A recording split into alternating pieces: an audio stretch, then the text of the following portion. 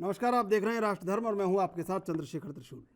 जम्मू कश्मीर के अलगाववादी और पूर्व आतंकवादी यासिन मलिक के मामले में देश लंबे समय से न्याय का इंतजार कर रहा था और आज इस मामले पर फैसला आ ही गया है।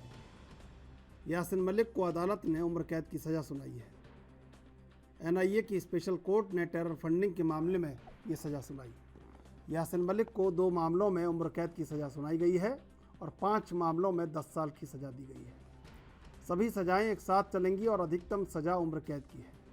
इस तरह ताउम्र यासिन मलिक को जेल काटनी होगी। बता दें कि अलगाववादी नेता यासिन मलिक को दिल्ली की एनआईए कोर्ट में सज़ा सुनाए जाने से ठीक पहले घाटी का माहौल ख़राब करने की कोशिश की गई है। यहाँ श्रीनगर के मैसूमा इलाके में यासिन मलिक समर्थकों और पुलिस के बीच झड़प हो गई। यासिन के समर्थकों ने सुरक्षा बलों पर पथराव कर दिया है। एहतियात के तौर पर सुरक्षा बलों ने मोर्चा संभाला और भीड़ पर काबू पाने के लिए आंसू गैस के गोले दागने शुरू कर दिए। इधर प्रशासन ने श्रीनगर में तत्काल प्रभाव से इंटरनेट सेवाएं बंद कर दी हैं। पथराव की घटना के बाद शहर भी बंद हो गया है। लोग विरोध प्रदर्शन के लिए सड़कों पर उतर आए हैं। इससे पहले पुलिस ने यासिन के घर के बाहर सुरक्षा व्यवस्था कड़ी कर दी थी। यहाँ ड्रोन से निगरानी की जा रही है। ये पथराव और प्रदर्शन यासिन मलिक के घर के बाहर किया जा रहा है। बता दें कि श्रीनगर के पास मैसूमा में यासिन मलिक का घर है। जम्मू कश्मीर प्रशासन पहले से ही सतर्क था, मगर यासिन समर्थक सीधे सुरक्षा बलों से भिड़ गए। इससे पहले दिल्ली में यासिन मलिक को कोर्ट में सज़ा सुनाए जाने के लिए ले जाया गया। वहाँ कड़ी सुरक्षा व्यवस्था की गई।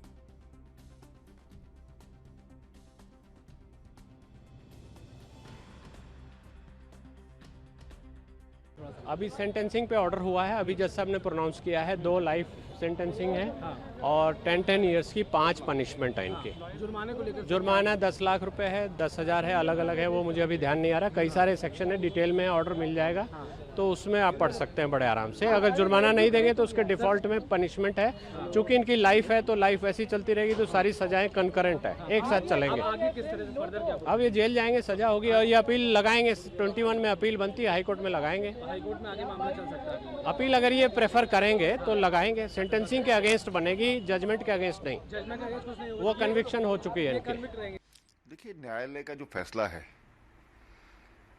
वो सर्वमान्य है और मानना भी चाहिए, लेकिन इस प्रकार के जो दरिंदों को, जिन्होंने 30 साल में तबाही की है, इससे ज़्यादा सख्त सज़ा की ज़रूरत थी।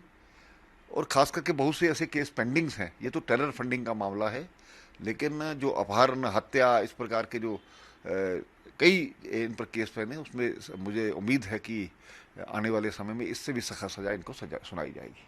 तो लगता है कि ये सही जस्टिस हुआ? देखिए, न्यायालय पर सवाल खड़ा करना, उन्होंने सबूतों और दूसरे आधार पर ये काम किया है, उसका हिसाब से ही फैसला सुनाया है, तो मुझे लगता है हमें होना चाहिए। इसके साथ ही मैंने पहले कहा कि जो इन पर और केसेस है, हत्याओं के या माहौल वहाँ पर ख़राब करने के, पाकिस्तान के इशारों पर काम करने की, ये सब चीज़ें पहले से तय है और इसको मद्देनज़र रखते हुए उन परिवारों को कम से कम न्याय मिलेगा जिनको कि आज तक 30 सालों में किसी ने पूछा नहीं। किसी का परिवार का कोई व्यक्ति चला गया, किसी का अपहरण किया, किसी को मारा गया, ये जो अपराध हैं जब साबित होंगे तो निश्चय ही इससे भी सख्त सज़ा होनी ही चाहिए। तो अभी टेरर फंडिंग का और हवाले का मामला है। देखिए, सर्वोच्च न्यायालय के निर्णय का हम सम्मान करते हैं। देश के एक जिम्मेवार नागरिक, जिम्मेवार पार्टी के प्रवक्ता होने के नाते जो भी सर्वोच्च न्यायालय ने मेरिट के आधार पर जो निर्णय दिया है उसका हम सम्मान करते हैं। और मैं ये कहना चाहता हूँ कि आज सर्वोच्च न्यायालय ने एक नज़ीर प्रस्तुत की है कि भले ही वो कितना ही बड़ा कोई भी व्यक्ति हो, अगर वो देश विरोधी गतिविधियों में सम्मिलित होगा तो हिंदुस्तान के कानून के तहत उसके खिलाफ कड़ी से कड़ी कार्रवाई की जाएगी। तो इस निर्णय का हम सम्मान करें। सीमा के बाहर भी एक सख्त संदेश जाएगा जो भारतीय सीमा में आतंकवादी गतिविधि को बढ़ावा देगा। बिल्कुल, जो लोग भी पीछे से इन चीज़ों को बढ़ावा देते हैं, और मेरा इशारा पाकिस्तान की ओर है, जो इस तरह की गतिविधियों को बढ़ावा देने के लिए उनको टेरर फंडिंग करते हैं। उनको भी सोचना चाहिए, उनके आकाओं को भी सोचना चाहिए कि हिंदुस्तान के कानून में हर व्यक्ति जो हिंदुस्तान की अखंडता, एकता और हिंदुस्तान के संविधान और कानून के खिलाफ कार्रवाई करता है, तो हिंदुस्तान का कानून इतना कड़ा है कि उस व्यक्ति को भले ही वो कितना ही बड़ा क्यों ना हो, उसके खिलाफ कड़ी से कड़ी कार्रवाई की जाए। एक दौर में आतंकवादी रहे कश्मीरी अलगाववादी नेता यासिन मलिक को टेरर फंडिंग के मामले में दिल्ली की एक अदालत ने दोषी करार दिया है। यासिन मलिक पर स्क्वाड्रन लीडर रवि खन्ना की हत्या में शामिल होने का आरोप है, जिन्हें आतंकवादियों ने 27 गोलियां मारकर छलनी कर दिया था। इस पर वायुसेना के अधिकारी रहे रवि खन्ना की पत्नी शालिनी और निर्मल खन्ना ने खुशी जाहिर की है और अपने पति को न्याय मिलने की उम्मीद जताई है। मुबारक है सबको कि देर आए दुरुस्त आए, एक में हुई है। अब जब पूरा सब कुछ खोदा जाएगा तो पिटारे में से क्या क्या निकलेगा, उसके लिए क्या क्या मिलेगा इनाम, वो हम सबको इंतजार करना चाहिए।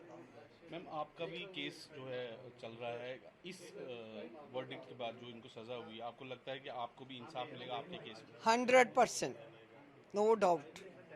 मैं कुछ भी अभी ऐसी बात नहीं कहूँगी। मैं कह रही हूँ हमारी जुडिशरी, हिंदुस्तान की जुडिशरी पूरी दुनिया में सबसे बेस्ट जुडिशरी है और मुझे पूर्ण विश्वास है हमारे विदुषी देवतागण जो उस कुर्सी पे बैठे हुए हैं ना, वो इंसाफ ही करेंगे। आखिरी बात, जो आज वर्डिक्ट हुआ, आपको लगता है कि एक जस्टिस मिला है? क्योंकि आतंकवाद में जिस तरह इनका हाथ था, तो जितने भी लोग मारे गए उनको एक तरीके से जस्टिस है?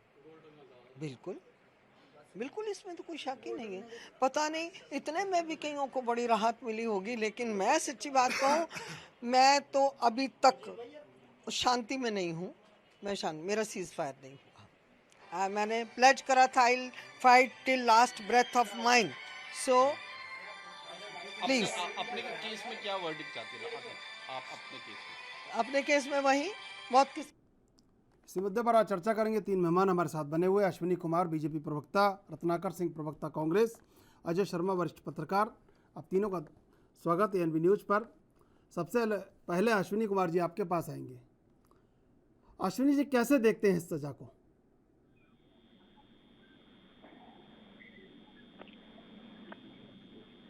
अश्विनी जी, आवाज मिल रही है आपको मेरी? ठीक है। रत्नाकर जी, कैसे देखते हैं इस सजा को, क्या मायने हैं इस सजा के?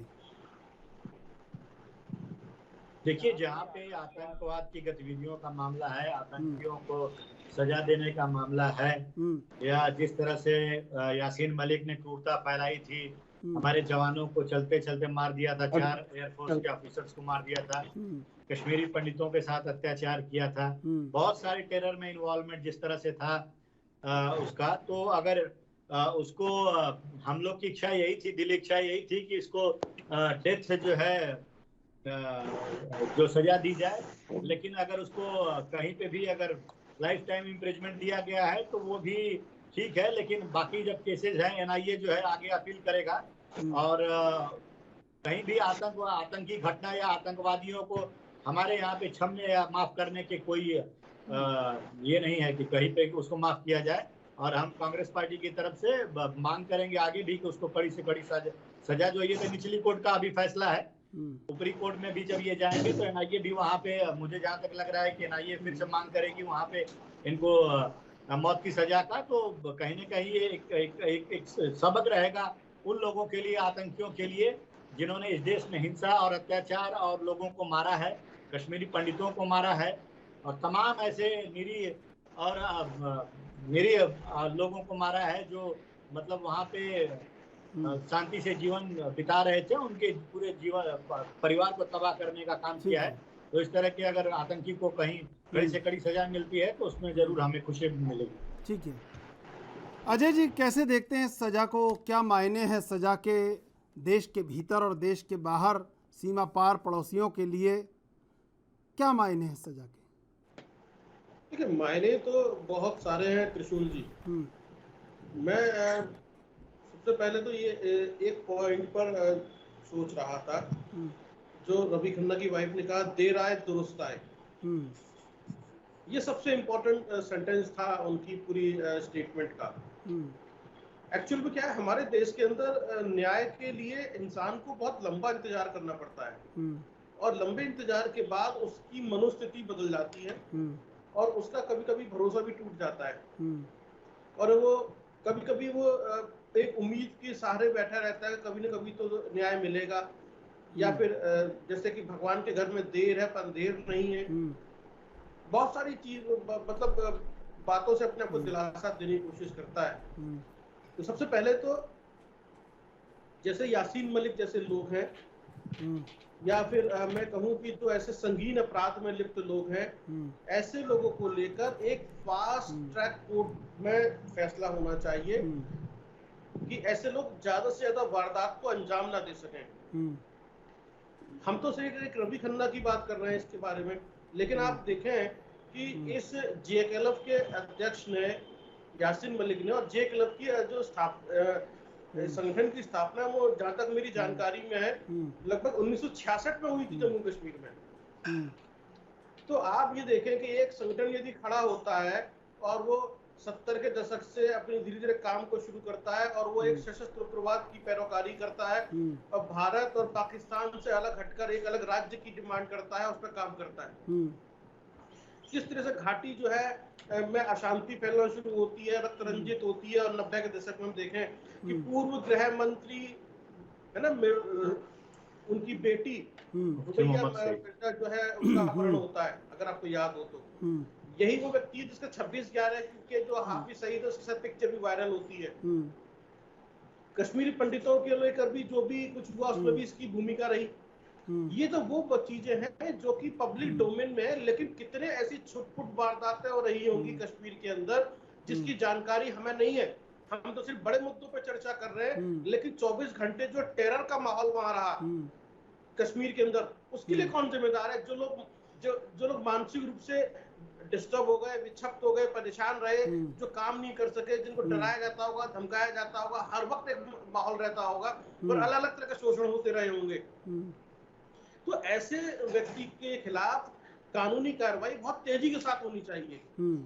इतना लंबा समय नहीं होना चाहिए जिसकी वजह से समाज के अंदर एक अलग तरह की भावना जो है पैदा हो, और समाज का विकास रुक जाए, और उसकी वजह से हम एक अलग तरह के माहौल में जीने के लिए मजबूर हो जाएं। जी, ये सबसे बड़ी बात है। जो सेंटेंस का मतलब था कि देर आए दुरुस्त आए, ये उसका जवाब है।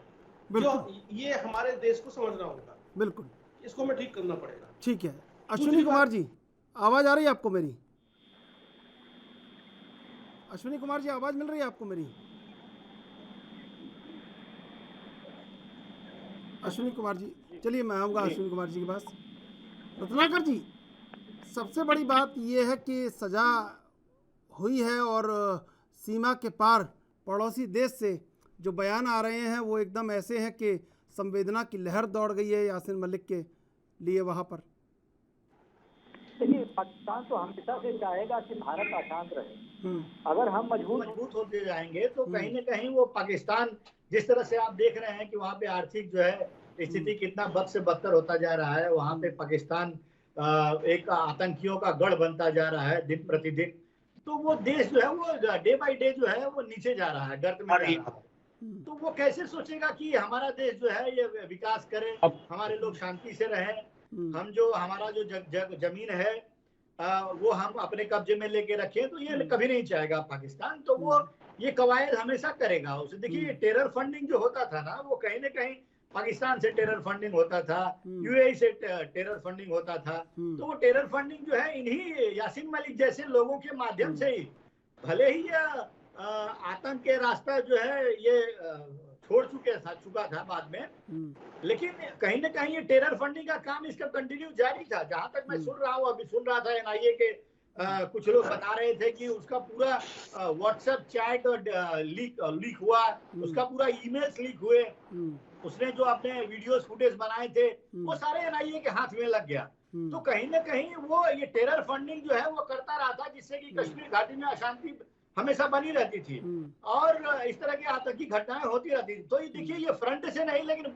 ये आतंक छोड़ने के बाद ये बैक से कहीं ना कहीं आतंकियों को सपोर्ट करते थे, लोगों को ब्रेन वॉश करते थे, उस तरह से आतंकी बनाने की कोशिश करते थे। तो इस तरह का जो है व्यक्ति को भले ही थोड़ा देर लगा, लेकिन जो पनिशमेंट है वो प्रॉपर पनिशमेंट इसको मिलना चाहिए। मैं तो यही मांग करूंगा कि इतना क्रूर जो है हत्यारे को, इसको जो है डेथ पनिशमेंट मिलना चाहिए। इसको कहीं पे सरकार को कहीं पे भी उसको रियायत नहीं देनी चाहिए, क्योंकि देखिए क्या है, आप एक एग्जाम्पल सेट करेंगे तो उसको सब लोग फॉलो करते हैं। अगर भारत में ये बहुत अच्छी चीज है, आप अभी मेरे भाई ने कह रहे थे कि भले लेट हो रहा है लेकिन इंसाफ तो मिल रहा है, इंसाफ मिल रहा है, और इंसाफ जो है वो एक एग्जाम्पल सेट करने के लिए होना चाहिए, ताकि जो आतंकी गतिविधियों ठीक है, लेकिन आतंकी गतिविधियों पर बिल्कुल सजा भी तुरंत होनी चाहिए। मैं आपसे जवाब लूंगा, लेकिन पहले लेंगे एक ब्रेक के बाद फिर हाजिर होंगे।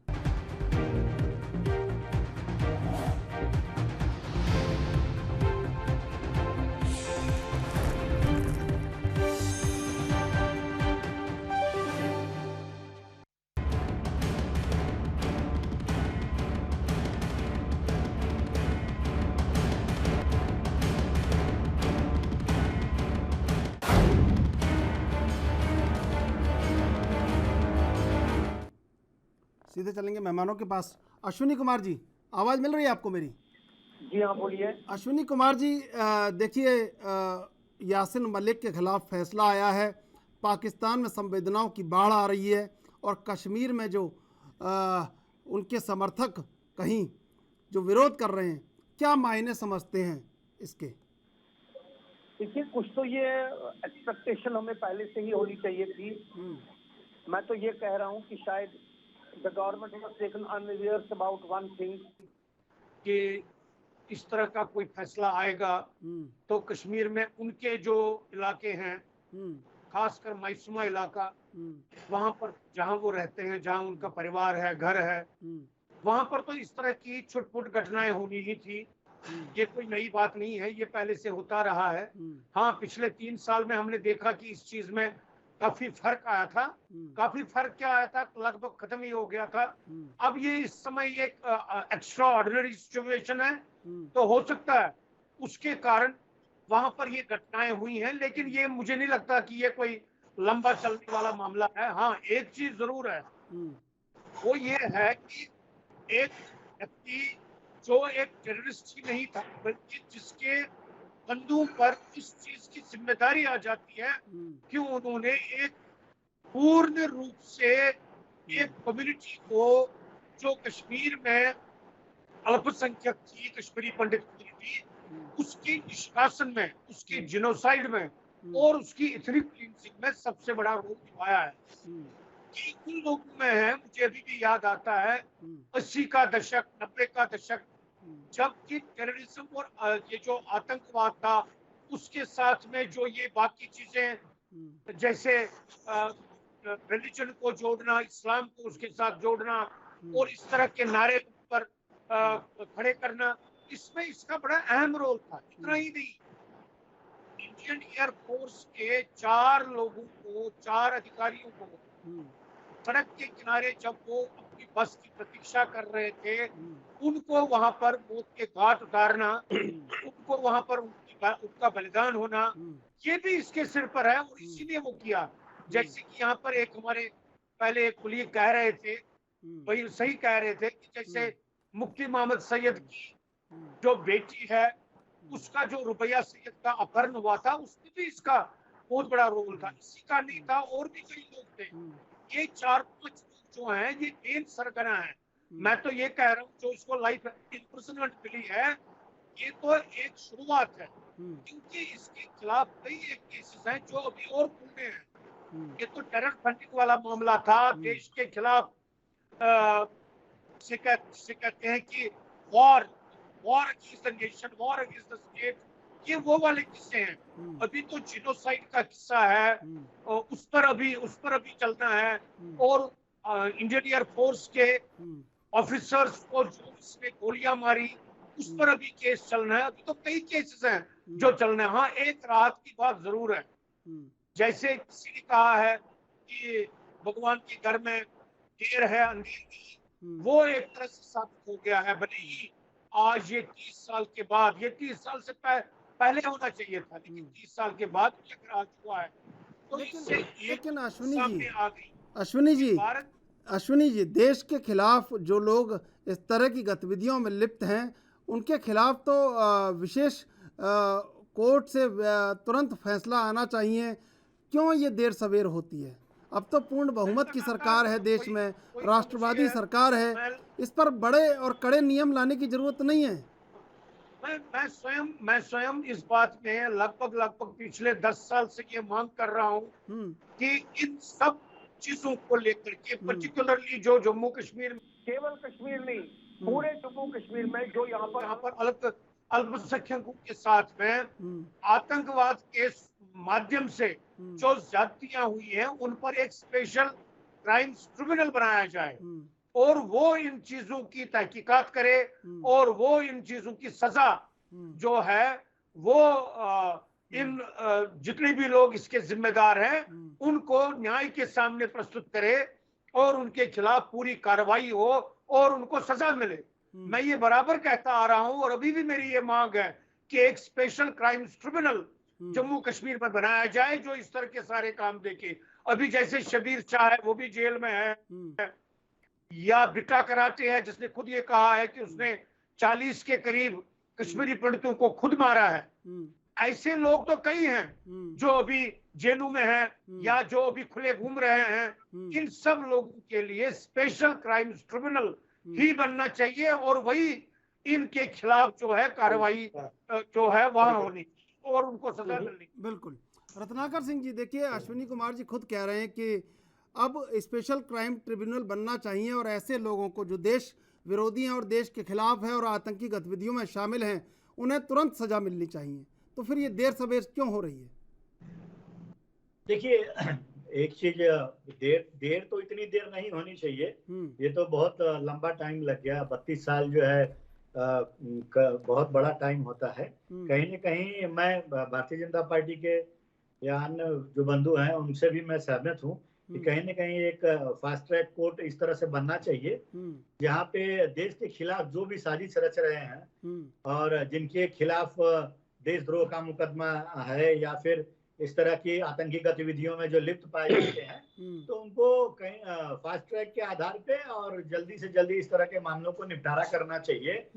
और थोड़ा सा लेट होता इसलिए है, मैं कहना चाहूंगा कि देखिए न्यायालय जो है कि उस प्रक्रिया होती है, वो उस पूरी प्रक्रिया को पूरा करने के बाद ही वो कोई निर्णायक स्थिति में आता है और वो पक्ष और विपक्ष दोनों को सुनता है और पक्ष और विपक्ष के दोनों को सबूतों को इकट्ठा करने में और फिर उसको कितना ऑथेंटिक वो सबूत है वो सारी चीजों को जांचने परखने के बाद ही कोई निर्णय लेता है।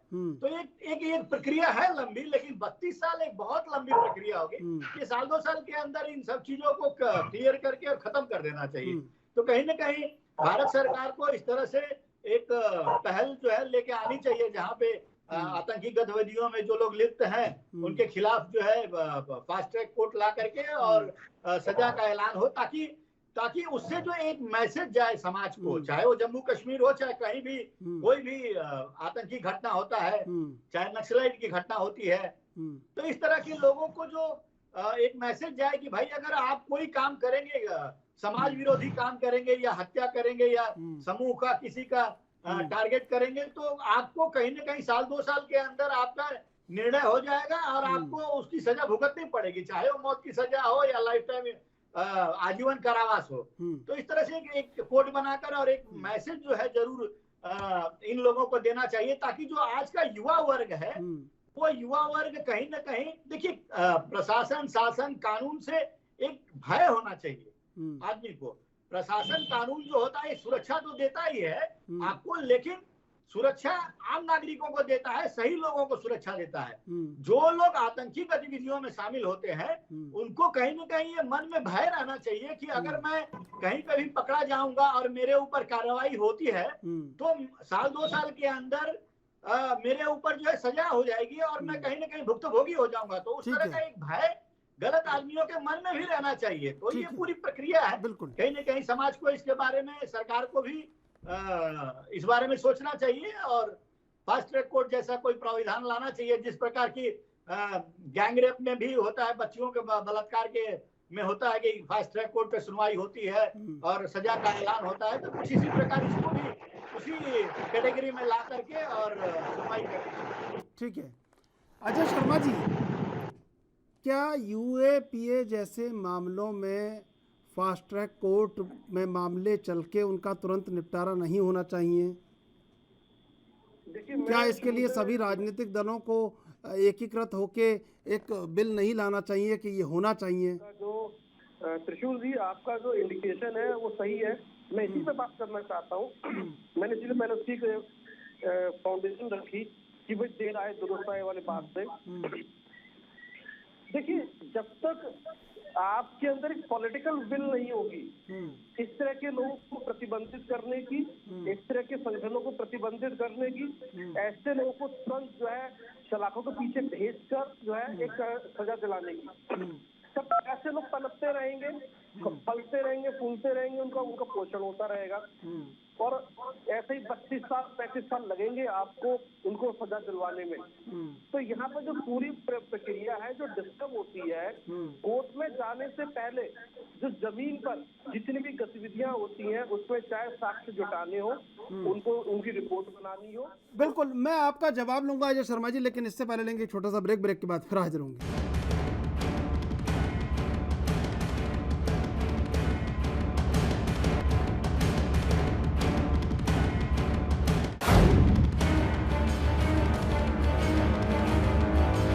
सीधे चलेंगे मेहमानों के पास। अजय शर्मा जी, क्या नहीं होना चाहिए? सभी राजनीतिक दल, देखिए बीजेपी और कांग्रेस दोनों बैठे हैं और दोनों एक ही सुर में बात कर रहे हैं, तो नहीं होना चाहिए कि देश के जो अपराधी हैं उनको सजा तुरंत मिलनी चाहिए? देखिए, मैं तो ये कहूँगा आपसे कि जम्मू कश्मीर के इतिहास को उठा कर देखें और लोग ने बात की अभी कि पॉलिटिकल बिल नहीं है। आप देखें ऐसे लोग पनप कैसे जाते हैं, उनको पोषण कौन देता है, उनको खाद पानी देता कौन है? यानी कि वहाँ की जो जमीनी स्तर पर जो राजनीति है या हम कहें किसी भी प्रदेश की जो राजनीति है, ये राजनीतिक संरक्षण के बिना ऐसे लोग पनप नहीं सकते हैं।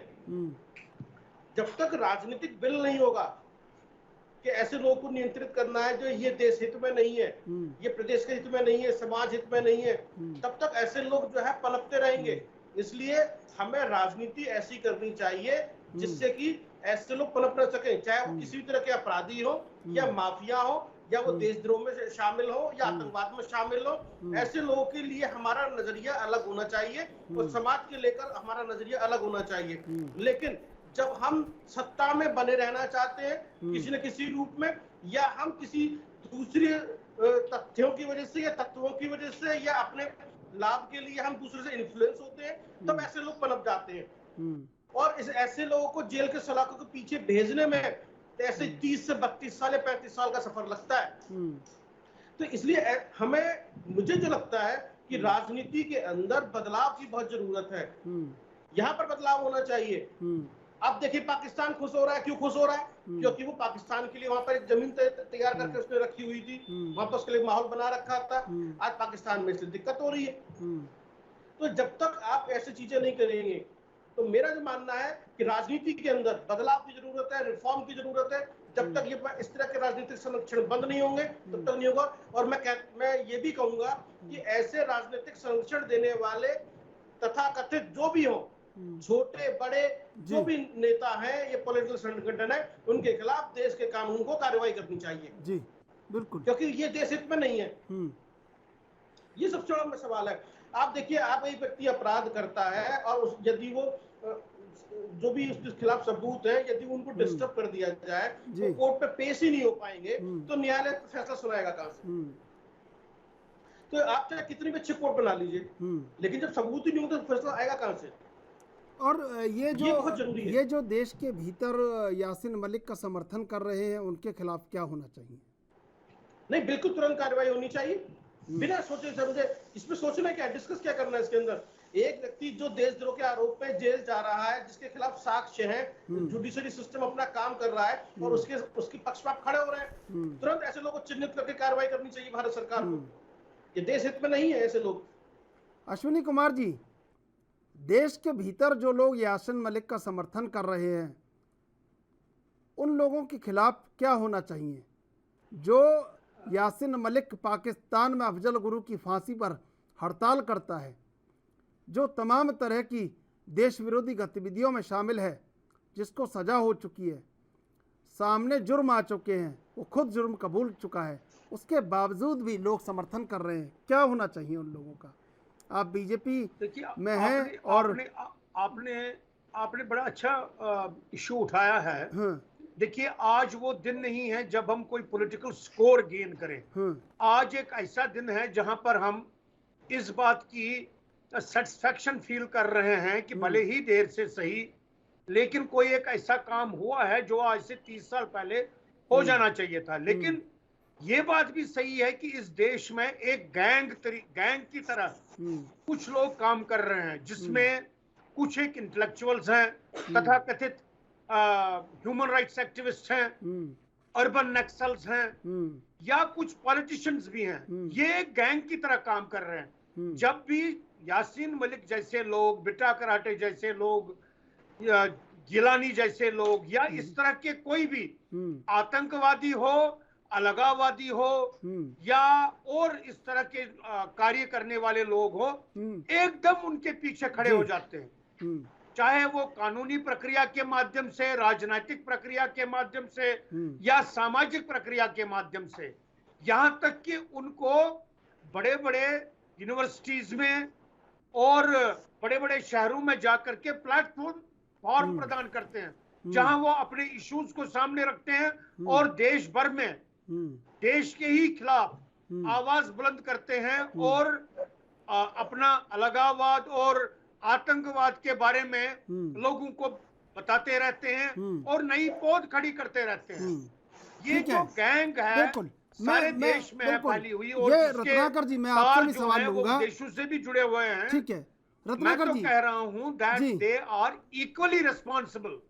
जितने ये आतंकवादी और अलगाववादी या नक्सल जितने भी हैं, जितने ये इन चीजों के लिए जिम्मेदार हैं, उतना ही ये गैंग भी उसके लिए जिम्मेदार है, और उनको भी इक्वली इन चीजों के लिए जिम्मेदार मान करके उनके खिलाफ भी सेडिशन के केसेस, उनके खिलाफ भी आतंकवाद के समर्थन के केसेस और उसके लिए धन जुटाने के केसेस, उन पर भी चलने चाहिए।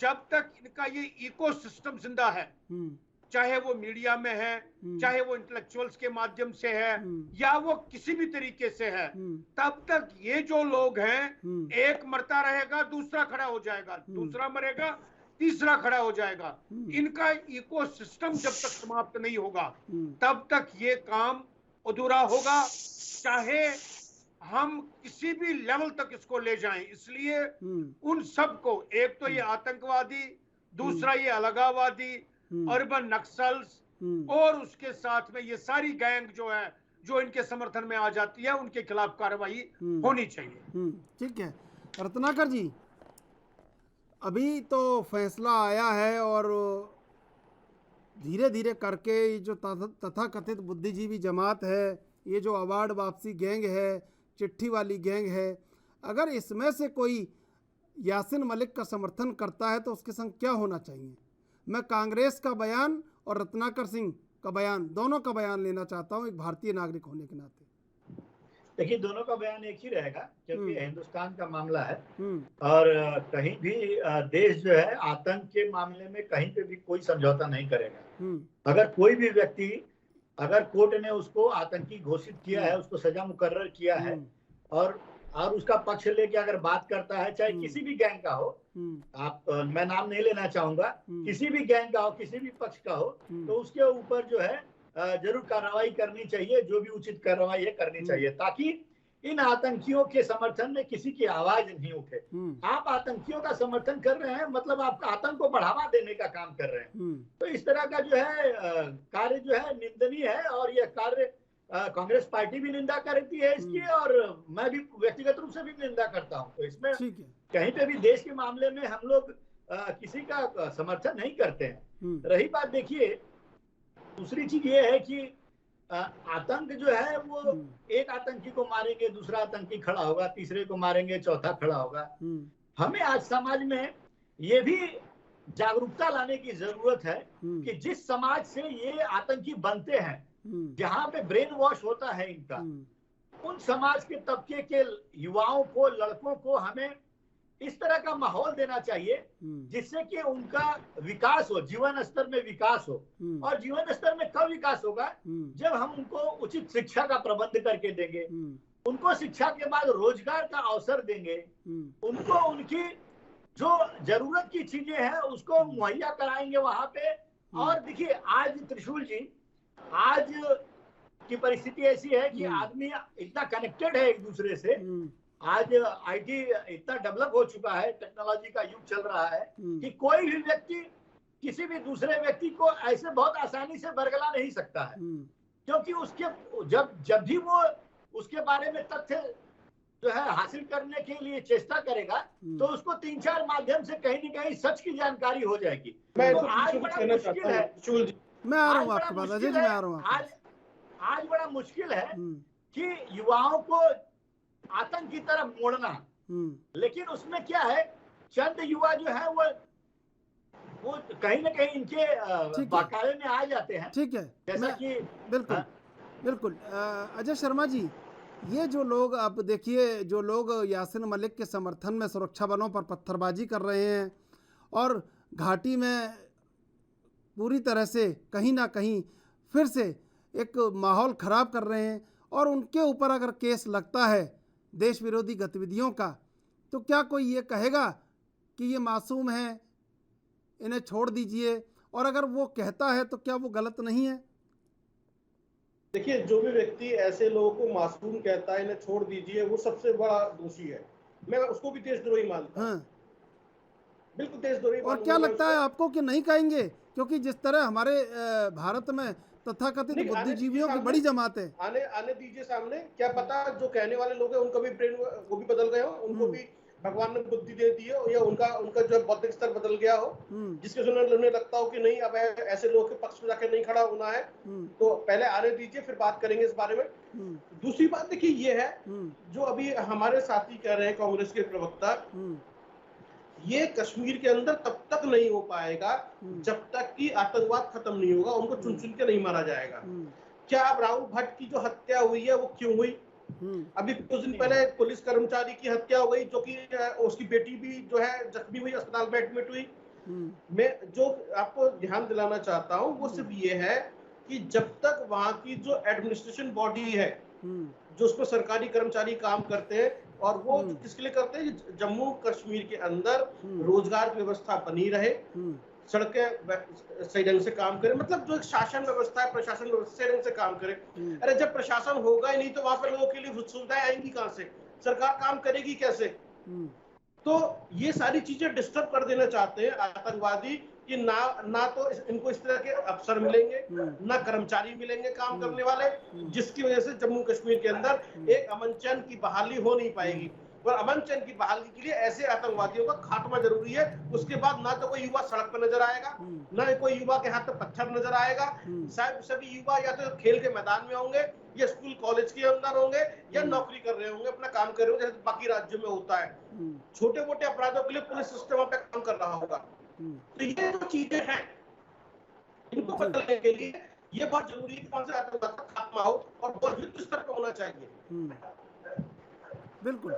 अश्विनी कुमार जी, क्या लगता है कि पूरी तरह से चौकस राष्ट्रवाद की सरकार है दिल्ली में, और जिस शांति की घाटी में बात की जा रही है, वो जैसे ही बात चलती है वैसे ही शांति भंग होने की और वहाँ शांति खराब होने की सूचना आ जाती है, और यदा कदा जो कार्रवाई होनी है वो हो रही है बराबर। तो ये शांति कैसे कायम होगी? यासिन मलिक तो एक है, लेकिन वहाँ तो कई यासिन मलिक हैं। देखिए, समय आ गया है कि आतंकवाद के विरुद्ध कश्मीर में ऑल आउट ऑपरेशन शुरू किया जाए। आपको पता होगा जिस प्रकार से पंजाब में 1990 के बाद में पूरा एक ऑल आउट ऑपरेशन हुआ था, और उसमें ये देखा नहीं गया था कि क्या होगा, कैसे होगा, कौन नाराज होगा, कौन खुश होगा। जब तक उस तरह की कार्रवाई कश्मीर में नहीं होती है तब तक आतंकवाद कश्मीर में जिंदा रहेगा और वो अपनी कैजुअलिटीज जो है जिस प्रकार से हम देख रहे हैं पिछले 40 साल से हो रहा है वही चलता रहेगा। इसलिए जरूरी बनता है कि अब केंद्र सरकार और राज्य सरकार इस बारे में एक नीतिगत फैसला ले और उसके लिए जो सारी पॉलिटिकल पार्टीज हैं, जैसे कि 90 के दशक में सारी पॉलिटिकल पार्टीज ने उस समय की सरकार को पूर्ण समर्थन उस आतंकवाद के खिलाफ ऑपरेशन में दिया था, उसी प्रकार से इस बार भी वैसा ही हो जाए तभी कश्मीर में आतंकवाद का सफाया हो सकता है। ये तो आप अदरवाइज जो ये हो रहा है ये होता रहेगा, ये राजनीतिक नए लोग आते रहेंगे, पुराने घिसते रहेंगे, लेकिन आतंकवाद समाप्त नहीं होगा। आतंकवाद को समाप्त करने के लिए अब एक ऑल आउट ऑपरेशन की जरूरत है और उसमें सबकी भागीदारी और सबकी उसमें कंट्रीब्यूशन की जरूरत है। रत्नाकर जी, ये भरोसा और ये जो शुरुआत है ये कैसे होगी कि सभी दल एक भरोसे में हों और शुरुआत के लिए सरकार को कहें? जैसा कि अभी अश्विनी जी बोल रहे थे कि 1990 में जब इस तरह की घटनाएं हो रही थी तो सारे पार्टी एक मत थी। तो देखिए, आतंकवाद एक ऐसी चीज है जहाँ पे कोई भी पार्टी एक अलग मत नहीं बनाती है। सारे दल जो है एक साथ खड़े रहते हैं और एक साथ समर्थन देते हैं। आतंकवाद कोई घटना है, ये व्यक्तिगत कोई एक परिवार के लिए थोड़ी है, सारे लोग उसके जद में आते हैं। तो कहीं भी जहाँ पे इस तरह की परिस्थितियां बनती है तो दल जो है सरकार के साथ खड़ी नजर आती है। तो ये अब सरकार की इच्छा शक्ति के ऊपर निर्भर करता है कि वह सरकार इस तरह का कोई कदम उठाए जिससे कि फास्ट ट्रैक का व्यवस्था किया जाए। सरकार इस तरह की अगर कोई कदम लेके आती है तो वो स्वागत योग्य कदम होगा। कांग्रेस पार्टी भी उसका स्वागत करेगी और समर्थन भी करेगी कांग्रेस पार्टी, क्योंकि कहीं भी कोई भी दल आतंकवाद के मुद्दे पे जो है वह देश से जुदा उसकी राय नहीं होगी। तो ये स्वागत योग्य कदम रहेगा अगर केंद्र की भाजपा सरकार अगर इस तरह का कोई इनिशिएटिव लेती है और वह लेके आती है तो कांग्रेस पार्टी भी उसका निसंदेह रूप से जो है समर्थन करेगी, इसमें कोई दो राय की चीज नहीं है। अजय शर्मा जी, जिस तरह पाकिस्तान में संवेदना की बाढ़ आई हुई है, क्या लगता है आपको? पाकिस्तान और अभी अलग अलग तरह के जो है बयान भी शुरू हो गए, क्योंकि उनके लिए एक बहुत बड़ा झटका है। क्योंकि यासीन मलिक का जेल जाने का मतलब है कि एक नेक्सस का टूटना। जब एक तंत्र टूटता है तो बहुत सारे राज बाहर निकलते हैं और जो उन्होंने खड़ा किया था यहाँ पर हिंदुस्तान के अंदर उसको दोबारा से फिर से रीस्टैब्लिश करना पड़ेगा। तो एक नेता जाता है तो बहुत सारे फर्क दिखाई देते हैं और उनको दिखाई देगा कि पीओके वाला मामला जो है उसको फर्क पड़ता है। बिल्कुल। अजय शर्मा जी, चर्चा जारी रहेगी लेकिन अभी लेते हैं एक छोटा सा ब्रेक के बाद फिर हाजिर होंगे।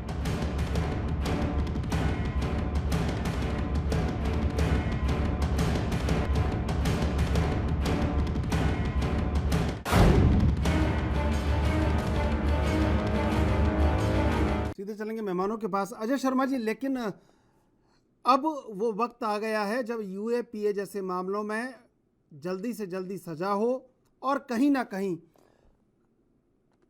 सभी दलों को एकीकृत होकर एक ऐसा कहीं कड़ा संदेश देना चाहिए जो अपराधी जो आतंकवादी हैं उनको ये पता चल जाए कि अब जिंदगी की मोहलत जेल में भी नहीं मिलेगी। देखिए, आप बिल्कुल सही कह रहे हैं कि जो अपराध है, चाहे वो किसी तरह की माफिया हो या छोटे बड़े गैंग हो, और जो यूएपीए की हम बात कर रहे हैं, जहां पर यूएपीए की बात आती है वहां पर सभी को एकजुट खड़ा हो जाना चाहिए कि ये देश हित का मामला है। जब देश ही नहीं रहेगा तो आप राजनीति करके करोगे क्या? किस पर राजनीति करोगे? और उससे भी बाहर निकल जाना चाहिए। अगर इस पॉलिटिकल पार्टी ने इसका श्रेय ले लिया तो हम क्या करेंगे? अरे भाई, श्रेय लेने की, क्रेडिट लेने की होड़ से बाहर निकलना पड़ेगा।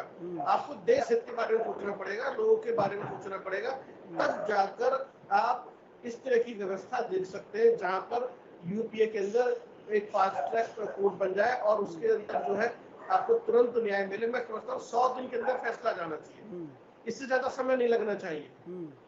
ये जो हमारे कोर्ट सिस्टम की जो एक लचीलापन है कि हम बहुत सारे मौके देते हैं, इतने सारे मौके देने से समाज के अंदर एक निगेटिव माहौल बनता है और इनकी जो संबंधित जितने भी अपराधी होते हैं या फिर इनके संरक्षक होते हैं जी को बदलने में या प्रभाव डालने में उनसे तुरंत बाहर निकल, तो तुरंत देश हित में यूपीए के अंदर तुरंत फैसला जाना चाहिए। बिल्कुल। अश्विनी कुमार जी, क्या जैसे उत्तर प्रदेश में और मध्य प्रदेश में जो पत्थर फेंकने वाले थे उन पर बुलडोजर चलाया गया उनके घरों पर, क्या जो यासिन मलिक के समर्थन में घाटी में पत्थर फेंक रहे थे और विरोध कर रहे थे, क्या उन पर भी बुलडोजर चलाया जाएगा? और क्या बुलडोजर जैसा कानून आतंकवादियों के लिए लाया जाएगा? अभी तो कश्मीर में तो अफसपा है, वहाँ पर एक अलग से एक कानून जहाँ पर सिक्योरिटी फोर्सेस को पूर्ण रूप से अधिकार दिए गए हैं और उन अधिकारों की विशेषता ये है कि वो किसी भी डिस्ट्रिक्ट में कहीं पर भी जो सफाई अभियान है वो प्रारंभ कर सकते हैं, वो उसमें बहुत आगे तक जा सकते हैं। वहाँ इस प्रकार का कोई ये बुलडोजर वाली बात जो है वो वहाँ फिट नहीं बैठती है, क्योंकि वहाँ पर जो इंसर्जेंसी है उसका एक दूसरा तरीका है कि उसके खिलाफ सर्जिकल इंटरवेंशन किस तरह से की जाए और ऑन ग्राउंड और बिलो ग्राउंड जो एक्टिविस्ट हैं उनको कैसे पकड़ा जाए, इंटेलिजेंस को चुस्त दुरुस्त कैसे किया जाए और जो लोग इसमें परोक्ष रूप से और डायरेक्टली मुलविस हैं उन सब पर शिकंजा कैसा कसा जाए, उसके अपने अलग तरीके हैं। वो क्योंकि कश्मीर में आतंकवाद जो है वो एक बड़ी स्पेशल कैटेगरी में आता है। ये आतंकवाद जो है इसमें बड़ी हाई लेवल की ट्रेनिंग उनको दी गई है और जो उनके असला है, सामान है, वो विदेशों से आया हुआ है और जो यहाँ अफगानिस्तान में वेपन्स यूज होते थे उनको कश्मीर में उन्होंने स्मगल किया है। ये सारी चीजें जो हैं ये थोड़ा सा हायर लेवल का एक ऑपरेशन है, हायर लेवल की इसमें स्ट्रेटजी चाहिए। यहाँ वो बुलडोजर वाला मामला जो है वो नॉर्मल जहाँ सिचुएशन होती है वहाँ वो है, यहाँ लॉ एंड ऑर्डर सिचुएशन नहीं है, यहाँ तो नेशनल सिक्योरिटी का इशू। ये दोनों चीजें अलग अलग हैं, एक है लॉ एंड ऑर्डर, दूसरा है नेशनल सिक्योरिटी। कश्मीर में नेशनल सिक्योरिटी का इशू है, इसलिए उसको या मतलब उसको निपटने के तरीके जो हैं वो अलग है। और सबसे बड़ा तरीका जो है वो ये है कि जिस भी व्यक्ति पर आतंकवाद या अलगाववाद का किसी भी प्रकार का आरोप हो उसको दंडित किया जाए, उसको न्याय के समक्ष प्रस्तुत किया जाए। जब तक ये नहीं होगा तब तक बाकी चीजें नहीं होंगी। इसलिए इस मामले में इसीलिए हमने कहा कि एक स्पेशल क्राइम्स ट्रिब्यूनल बने, फास्ट ट्रैक बने, जो ये काम फौरी तौर पर करे। ये हमारा सरकार से ठीक है। रत्नाकर जी, क्या ऐसा काम होना चाहिए कि यासिन मलिक दोबारा ना हो और घाटी में जो शांति है वो स्थायी रूप से रहे? जी देखिए त्रिशूल जी, जिस दिन अपराधी को ये बोध हो जाएगा कि वो अपराध करेगा और छूटेगा नहीं, उस दिन वो अपराध नहीं करेगा। तो सबसे सर्वप्रथम तो ये करना चाहिए कि अपराधी के मन में यह भय जरूर होना चाहिए कानून का कि वह अगर कोई अपराध करेगा तो कानूनी जो कानून उसको सजा जरूर देगी और वह सजा जब देगी तो उसको या तो लाइफ टाइम इम्प्रिजमेंट होगा, चाहे डेथ पनिशमेंट होगा, इस तरह की सजा मिलेगी आतंकवादियों के मामले में।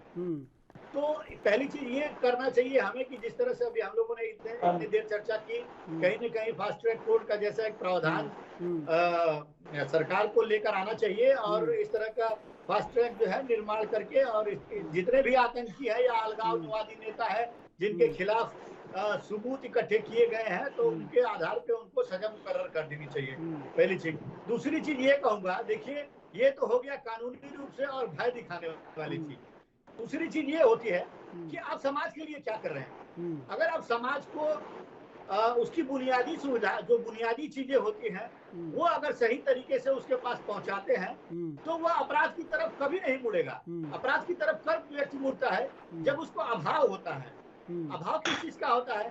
पैसे का अभाव होता है, शिक्षा का अभाव होता है, रोजगार का अभाव होता है, तो वो अपराध की तरफ मुड़ जाता है। और जब अपराध की तरफ मुड़ता है, क्योंकि ये जो आतंकवादी जो ये ट्रेनिंग देने वाले होते हैं, ये टेरर फंडिंग के माध्यम से यासीन मलिक जैसे लोग जो वहां बैठे हैं, इन जो है नवयुवकों को पैसा देते हैं, उनको बरगलाते हैं, उनका ब्रेन वॉश करते हैं। तो ये बहुत जरूरी, नितांत आवश्यक ये चीज है कि हम वहाँ पे जो लोग हैं, जो इस तरह का जो स्लीपर सेल का काम करते हैं, उनका वहाँ पे समाज में एक बुनियादी सुविधाओं का जो है बिल्कुल ख्याल रखा जाए, शिक्षा का उचित प्रबंध किया जाए, रोजगार के अवसर क्रिएट किए जाए वहाँ पे। और देखिए कहीं न कहीं समाज को अपलिफ्ट करने का जो है एक काम करना चाहिए। अगर समाज वहाँ पे अपलिफ्ट होता है, तो निश्चित रूप से इस तरह की घटनाएं जो है खत्म हो जाएंगी। और अगर यदा कदा कोई घटनाएं होती भी है, तो इस तरह का कानून में प्रावधान किया जाए कि अगर आप उस तरह की घटना करते हैं, तो आप छूटने वाले नहीं हैं, आपको सजा जरूर मिलेगी, आपके कृत्यों की सजा जरूर मिलेगी। जी बिल्कुल। अजय शर्मा जी, क्या लगता है जिस रास्ते पर हम धीरे धीरे या आराम से चल रहे हैं, उस पर बहुत तेज चलने की जरूरत है? बिल्कुल बहुत तेज चलने की जरूरत है। देखिए हम शुरू से इसी बात पर चर्चा कर रहे हैं कि अब इस पे हमें अपना गियर बदल देना चाहिए और टॉप गियर में चलना चाहिए। इसीलिए हमने एक फास्ट ट्रैक कोर्ट की हमने बातचीत की, और मुझे लगता है कि सरकार इस बात को संजीदगी से लेगी और ऐसा होगा। और रही बात जो अभी बात कह रहे थे हमारे साथी, काफी हद तक उनकी बात सही भी है, लेकिन बेरोजगारी या दूसरी चीजें जो है वो अलग तरह के लोगों को प्रभावित करती है, छोटे मोटे अपराधों में लिप्त हो जाते हैं। लेकिन यहाँ पे तो पाकिस्तान का इन्वॉल्वमेंट है, यहाँ पे तो जो सीमावर्ती देशों का इन्वॉल्वमेंट है। अरे तो वो समाज के लोग है ना, समाज के लोग। यदि एक व्यक्ति देश के तोड़ने के लिए या एक अलग राज्य की मांग करने के लिए अपराध में शामिल होता है, सुनिए बेरोजगार या अजय जी कुछ कहना चाह रहे हैं। अजय जी रत्नाकर जी कुछ कहना चाह रहे हैं। शिक्षित अपराधी है, अजय जी रत्नाकर जी कुछ कहना चाह रहे हैं। जो डॉक्टर भी है, इंजीनियर भी है, हर तरह के लोग हैं। तो हमें तो ये समझना पड़ेगा कि हमें इस तरह की चीजें करनी पड़ेंगी जिससे कि इस तरह के अपराधी जो कि नेशनल सिक्योरिटी के लिए थ्रेट है या इस तरह की चीजों के लिए थ्रेट है, वो उसमें ना आए। जब ये नहीं होंगे तो सरकार, जो भी सरकार होगी वहां पर, किसी पार्टी की सरकार होगी, वो बेरोजगारी पे, शिक्षा पे, स्वास्थ्य पे, बुनियादी चीजों पे काम करेगी, जैसे हिंदुस्तान के अंदर बाकी प्रदेशों की सरकारें करती हैं। मेरा मानना तो ये है, देखिए हो सकता, मेरा अपना ये व्यक्तिगत मानना है, सरकार को इस तरफ ध्यान देना चाहिए।